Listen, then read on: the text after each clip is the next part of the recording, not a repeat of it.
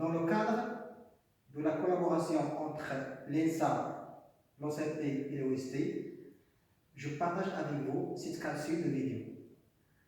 Dans cette capsule, on va voir ensemble une petite formation sur l'analyse vibratoire des machines tournantes. L'objectif de cette formation est de vous donner les bonnes pratiques pour que vous puissiez faire des travaux pratiques de mesure, d'analyse et d'interprétation. Et vers la fin, je vais vous communiquer des travaux pratiques pour interpréter un ensemble de spectres réels qu'on a déjà pris au niveau de l'industrie. Dans cette formation, on va traiter les points les plus importants qu'il faut préparer avant de pratiquer l'analyse vibratoire des machines tournantes. On va commencer par le choix des capteurs. Après, on va traiter le choix des unités vibratoires qu'il faut configurer sur un appareil de vibration. Après, on va voir comment préparer les machines, comment positionner un capteur et le fixer sur un palier. Et avant de commencer l'analyse spectrale, on va voir comment valider les données. On commence par le choix de l'accéléromètre. Bien sûr, il existe 3 types de capteurs: un capteur de déplacement, un capteur de vitesse et un capteur d'accélération. Pour le capteur de déplacement, il est souvent exploité pour la surveillance des paliers lisses et il est généralement utilisé pour la surveillance en ligne. Pour le capteur de vitesse, il est assez encombrant, c'est pourquoi on ne l'exploite pas pour le contrôle vibratoire au niveau de l'industrie et il est généralement utilisé dans des laboratoires pour des applications très spécifiques. Le troisième type de capteur est l'accéléromètre. C'est un capteur très exploité, très demandé pour la surveillance de toutes les machines tournantes de l'industrie. On l'exploite pour la mesure vibratoire online et offline. Donc, pour bien choisir un accéléromètre, on se base principalement sur la sensibilité. C'est vrai qu'il existe d'autres facteurs pour sélectionner des accéléromètres adéquats aux machines tournantes, mais nous, on va se limiter à la sensibilité vu son importance pour avoir des mesures précises et faire une bonne interprétation. C'est quoi la sensibilité? C'est un rapport entre la tension de sortie qu'on mesure en millivolts et la vibration propre. Donc, en général, on donne la sensibilité comme rapport entre les millivolts et G. Généralement, pour la plupart des applications industrielles, on utilise des capteurs de sensibilité 100 millivolts sur G. C'est un capteur qui peut être utilisé pour les mesures globales, pour les mesures de vitesse, pour les mesures de déplacement et d'accélération. Mais si vous avez des machines qui demandent plus de précision ou qui tournent à basse vitesse, donc dans ce cas, on peut utiliser un capteur de sensibilité 1 volt sur G. Autrement dit, il faut avoir un capteur très sensible.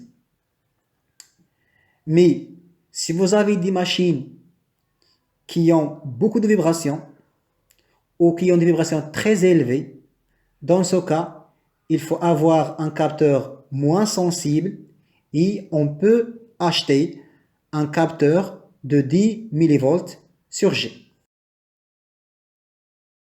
Attention, il ne faut pas oublier que les performances basses et hautes fréquences des capteurs se diffèrent selon la sensibilité.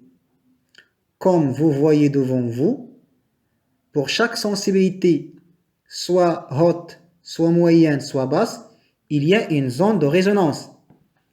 C'est la zone qui est à droite.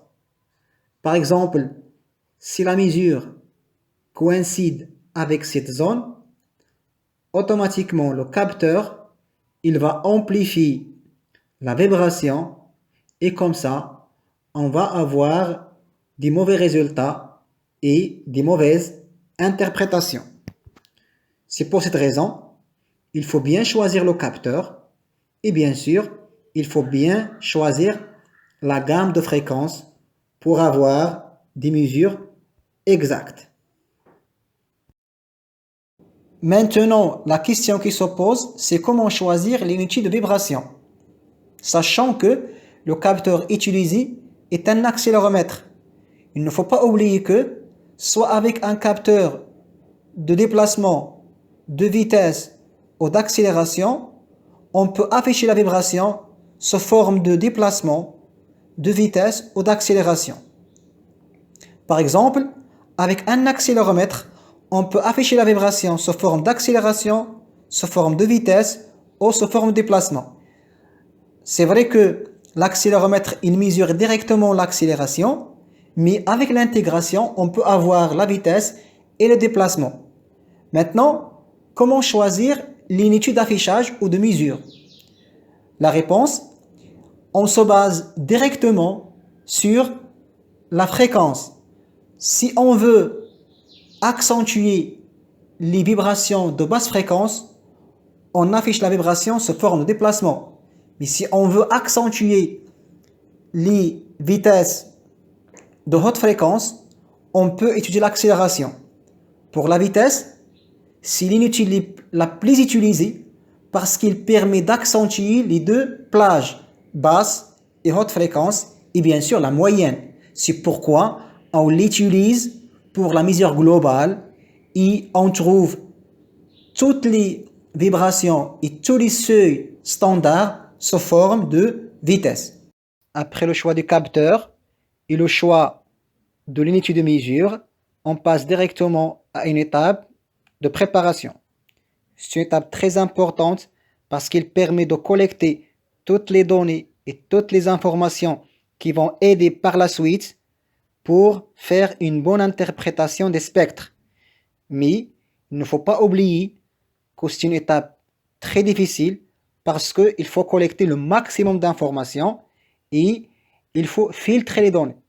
Donc il faut tout d'abord tracer la chaîne cinématique de l'équipement pour localiser les différents points de mesure et identifier les composantes de l'équipement. Il faut noter la vitesse et la charge de l'équipement. Par exemple, si vous avez une machine qui tourne à vitesse variable, il faut noter la vitesse qui concerne la vibration à mesurer. Il faut collecter les données sur les types de roulement. Bien sûr, il faut collecter les informations sur les moteurs et préparer les données sur les courroies, la chaîne et les réducteurs, si vous avez des réducteurs. Et il ne faut pas oublier les informations sur les accouplements et les éléments rotatifs. Par exemple, si vous avez un ventilateur, il faut noter le nombre de pales. Si vous avez des pompes, il faut noter le nombre des hopes et ainsi de suite. Voici un exemple de ventilateur. On a collecté un ensemble d'informations. Par exemple, nous avons la vitesse de rotation, la puissance électrique, l'alimentation, le nombre de pales et nous avons tracé la chaîne cinématique. Pour cet équipement, on va mesurer la vibration au niveau de 3 points. Point 1 côté moteur, point 2 et point 3 côté ventilateur. Maintenant, comment positionner un capteur? On est devant deux situations. Soit on veut faire une inspection. Dans ce cas, on a besoin d'un capteur portable qui sera exploité pour mesurer la vibration des différents points. Soit on veut faire une mesure online. Dans ce cas, on a besoin d'un capteur permanent fixe au niveau des paliers pour mesurer la vibration online et afficher la vibration, par exemple, au niveau du DCS. Mais ce qui est important, c'est que il faut choisir les points les plus sûrs. Par exemple, il faut choisir un point où il y a un bon chemin de transmission mécanique jusqu'au roulement. C'est pourquoi on choisit les paliers.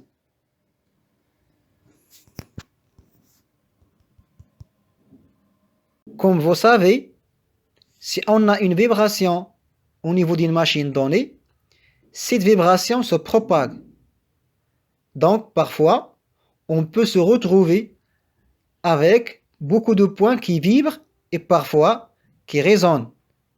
Ces points ne sont pas fiables parce qu'ils ne représentent pas des forces directes sur les roulements et ils ne donnent pas une vraie mesure de la vibration et ne donnent pas une vraie image de la vibration. Et si vous avez de l'air ou des joints entre le roulement et le capteur, il faut savoir que les mesures ne seront pas fiables et ne donnent pas une vraie image de la vibration. La direction de l'implantation de l'accéléromètre sur les machines est très importante parce que l'effort interne dominant dans une machine tournante sollicite directement les structures dans au moins deux directions, radiale, horizontale et verticale. Il peut aussi, par des phénomènes de couplage, donner naissance à des vibrations dans la direction axiale. C'est pour cette raison il faut contrôler les trois directions, horizontale, verticale et axiale. Parfois, on pose la question suivante. Combien d'emplacements pour faire une mesure vibratoire? Donc, si vous êtes débutant ou si vous avez un programme de mesure vibratoire récent, il est recommandé de commencer par la mesure d'un excès de points. Et par la suite, c'est-à-dire quand vous aurez un historique de mesure vibratoire, vous pouvez éliminer certains points. Parfois, le chargé de l'analyse vibratoire des machines tournantes ne s'intéresse pas au montage de l'accéléromètre, ce qui peut engendrer beaucoup de problèmes lors de l'interprétation et l'analyse des spectres, parce que un capteur mal monté peut causer des problèmes de répétabilité et de réponse en fréquence. Il faut savoir qu'il existe trois principales options pour monter un capteur. Il y a les sondes portables, c'est ce qu'on appelle les stylos. Il y a les capteurs avec des aimants et les goujons. La répétabilité est un facteur très important. Vos mesures de vibration doivent être prises de la même façon. Par exemple, les conditions d'utilisation de l'appareil de vibration du capteur doivent être respectées à chaque fois que tu veux faire une mesure vibratoire. Parce que les changements devraient provenir seulement de l'état de la machine. Sinon, on ne peut pas interpréter les changements au niveau des vibrations. Donc, si on respecte les conditions d'utilisation de mesure de vibration, donc on est sûr que les changements, ce sont des changements dus aux défaillances des machines. Donc, il faut s'assurer qu'il y ait un contact direct entre le capteur et la surface de la machine. Bien sûr, on doit avoir une forte connexion des capteurs et la surface utilisée doit être une surface lisse et plane. Bien sûr, si on a un mauvais contact entre le capteur et la surface, on aura des erreurs au niveau des mesures vibratoires. Pour des programmes de collecte de données offline, il est recommandé pour question de temps d'utiliser une méthode de montage très rapide. Parce que parfois, on se retrouve avec un programme de mesure vibratoire de centaines de points. C'est pourquoi il faut bien choisir la méthode de montage. Les méthodes les plus utilisées, ce sont les méthodes à sonde à main, à embase magnétique, à support vissable. La sonde à main ou les stylos de vibration sont utilisés pour faire un premier contrôle vibratoire. Mais si on veut faire un contrôle pour analyser les spectres vibratoires, il faut utiliser d'autres méthodes de montage. Parce que les sondes à main n'ont pas une bonne répétabilité à cause de la pression, de la position et de l'angle qui affectent la mesure vibratoire. Et il faut noter que la plage de mesure recommandée pour la sonde à main, c'est entre 10 et 1 kHz. Le montage avec aimant est le montage le plus utilisé parce qu'il permet d'avoir des bons résultats et il permet encore de faire une mesure dans une plage de fréquence qui peut aller jusqu'à 20 kHz.